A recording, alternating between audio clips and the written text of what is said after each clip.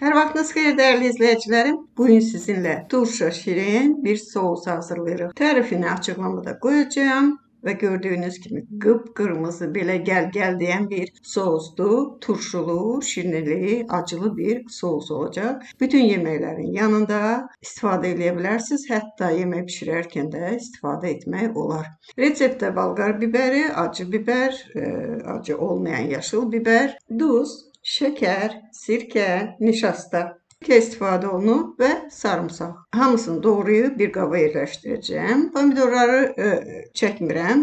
Yəni ütmək üçün ət maşınından, blenderdən, rondodan istifadə edə bilərsiniz. Hansı sizə uyğundursa və gördüyünüz kimi doğrayıram. İstiot bu necə deyək, yaşıl və qırmızı istiotu tamına baxın mütləq. Çox acıdırsa tumlarını çıxardın. Yox, acılığı sizi qane edirsə, doğrayırıq, fərqi nədir? Və üyüdündən sonra qoyuruq hamısını qazana. Üzərinə heç nə əlavə etmədən qoyuram qaynamağa. Bir 15-20 dəqiqə qaynadıram.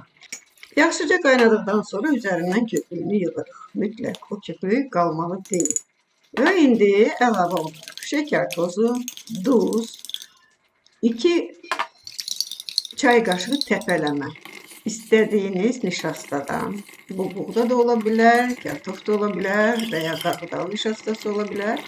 Qarğıdal nişastası ise biraz çok əlavə edirik.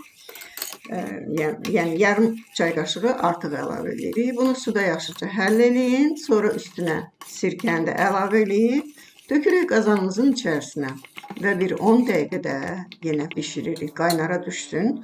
Qaynara düşəndən sonra 10 dəqiqədə qaynadıb, qaynar artıq qabaqcadan steril etdiyiniz bankalarınıza boşalda bilərsiniz. Boşaldan kimi də steril qapaqlarla bağlayırıq.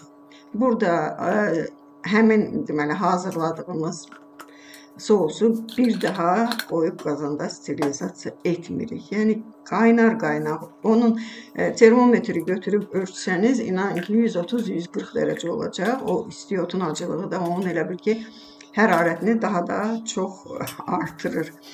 Çox ləzzətlidir. Ətlə, toyuqla istədiyiniz xörəyin içərisinə əlavə edə bilərsiniz. Tomat pastası əlavə eləyəndə bir qaşıq da bundan qoyursunuz. Həm acılığı, həm şirinliyi, həm turşuluğu yerində olacaq yeməyinizin. Hazırlayın. Rəylərinizi yazın. Like etməyi unutmayın.